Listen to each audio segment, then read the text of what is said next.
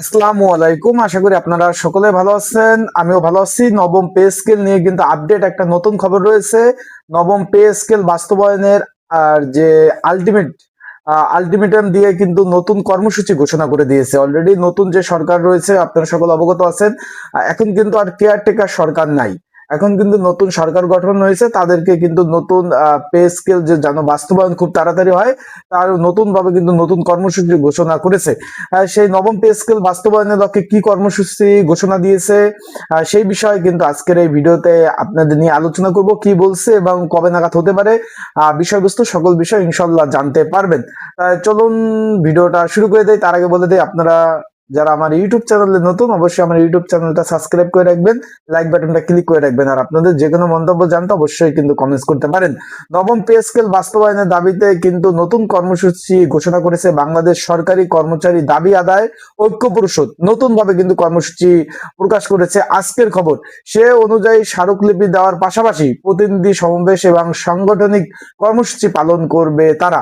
মানে তারা প্রথম অবস্থাতে সরকারের একটা চাপে ফেলাতে পারবে না, কারণ নতুন সরকারের যে অর্থমন্ত্রী আমির খসরু মাহমুদ চৌধুরী, সে কিন্তু অলরেডি বলে দিয়েছে বর্তমানে জিডিপি, বাংলাদেশের জিডিপি আয় কম, রেমিটেন্স আয় কম, অনেক মানে মানে বিভিন্ন প্রবলেমের কথা কিন্তু অলরেডি সে বলেছে। তার জন্য কিন্তু অলরেডি এই যে সরকারি কর্মচারী দাবি আদায় ঐক্য পরিষদ, তারা বর্তমানে স্মারকলিপি এবং তার পাশাপাশি প্রতিনিধি সমাবেশ এবং সাংগঠনিক কর্মসূচি পালন করবে। তারা কিন্তু এই যে সাংগঠনিক সদস্য মোহাম্মদ, এই যে তাদের যে সংগঠন রয়েছে, সাংগঠনিক সচিব মোহাম্মদ মাহমুদ হাসান, মুখ্য সমন্বয়ক মোহাম্মদ ওয়াহেস আলী স্বাক্ষরিত সংবাদ বিজ্ঞপ্তিতে তথ্যটি জানানো হয়। 15 মার্চের মধ্যে দাবি না মানলে 18 মার্চ নতুন কর্মসূচি ঘোষণা করবে তারা জানিয়েছে। তার মানে তারা বলছে যে 15 মার্চের মধ্যে যদি দাবি না মানে, বর্তমান যে নির্বাচিত সরকার, এটা তো ফেব্রুয়ারি, আগামী 15 মার্চ মানে ঈদের আগে যদি দাবি না মানে, তারা 28 মার্চ নতুন কর্মসূচি ঘোষণা দাবি করবে। বিজ্ঞপ্তিতে আরো বলা হয়, তারা কিন্তু প্রথমে বলছে যে তারা দেখবে যে কতটুকু অগ্রগতি হয়। এই যে 15 মার্চ পর্যন্ত তারা কিন্তু দেখবে যে কতটুকু পে স্কেলে, যে নবম পে স্কেল, জাতীয় পে স্কেল, এটা কতটুকু অগ্রগতি হয়েছে। যদি কোনো দিকে কোনো অগ্রগতি না হয়, 28 মার্চ নতুন ভাবে কর্মসূচি ঘোষণা করবে জানিয়েছে।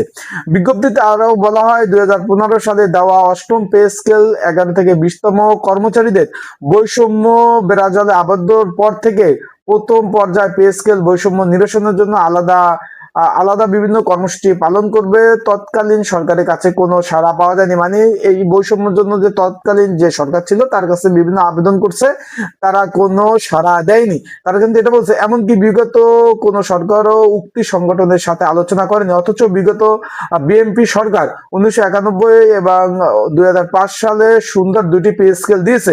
বিগত 11 বছর কর্মচারী পে স্কেল থেকে বঞ্চিত উল্লেখ করে এতে বলা হয়, দ্রব্য মূল্যের লাগামহীন উদ্যোগতি এবং জীবনযাপনের ব্যয় বৃদ্ধি, 6 সদস্য পরিবার এই বেতনে কিন্তু চলা সম্ভব না। বর্তমানে কর্মচারীরা দিশাহারা হয়ে পড়েছে। পরবর্তীতে 2019 সালের থেকে বৈষম্যহীন নবম পে স্কেল বাস্তবায়ন লক্ষ্যে আদায় নিরসনের জন্য বিভিন্ন শান্তিপূর্ণ কর্মসূচি মাধ্যমে তৎকালীন সরকারি দৃষ্টি আকর্ষণের চেষ্টা করে তারা। এই ধারাবাহিকতায় যে কেয়ারটেকার সরকার ছিল তাদের কাছেও আবেদন বিভিন্ন কর্মসূচি অব্যাহত রাখে।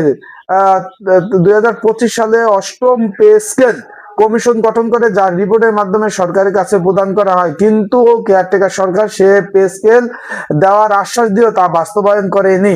তারা বলেন যে বর্তমান সরকারের কাছে প্রত্যাশিত দীর্ঘ 11 বছর ধরে পে স্কেল না হওয়া এবং দ্রব্য মূল্যের ঊর্ধ্বগতি এবং লাগামহীন জীবনযাপন করা খুব কষ্টকর।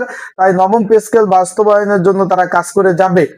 বর্ণিত অবস্থায় প্রধানমন্ত্রী সহ সংশ্লিষ্ট সবাইকে কর্মচারী বৈষম্যহীন নবম পে স্কেল প্রাপ্ত বিষয় অবহিত লক্ষ্যে গত 20 ফেব্রুয়ারি সভায় সিদ্ধান্ত গ্রহণ করা হয়।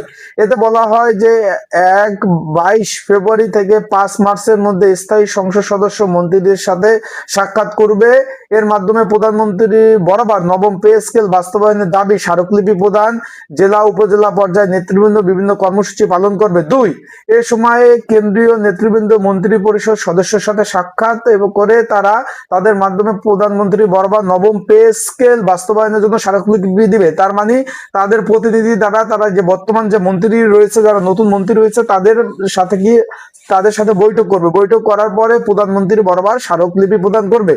পবিত্র মাহে রমজান মাসব্যাপী বিভাগীয় শহরগুলোতে পে স্কেল বাস্তবায়ন দাবিতে প্রতিনিধি সমাবেশ এবং সাংগঠনিক কর্মসূচি পালন করে থাকবে।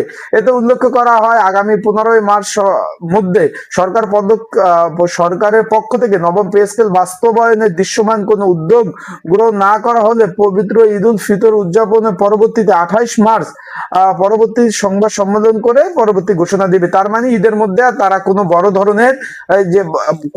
ধরনের কোনো কর্মসূচিতে যাবে না। বিষয়টা বুঝতে পারছেন যে বাংলাদেশ সরকারি কর্মচারী দাবি আদায় ঐক্য পরিষদ ঈদের মধ্যে আর এই যে ঈদের আগ পর্যন্ত রোজার মধ্যে আর তারা কোনো ধরনের মানে বড় ধরনের কর্মসূচি, অবরোধ, ঘেরাও কর্মসূচি, কোনো ধরনের কর্মসূচিতে যাবে না। তারা দেখবে 15 মার্চ পর্যন্ত অপেক্ষা করবে যে সরকার দৃশ্যমান কি পদক্ষেপ নিতেছে নবম পে স্কেলের মধ্যে।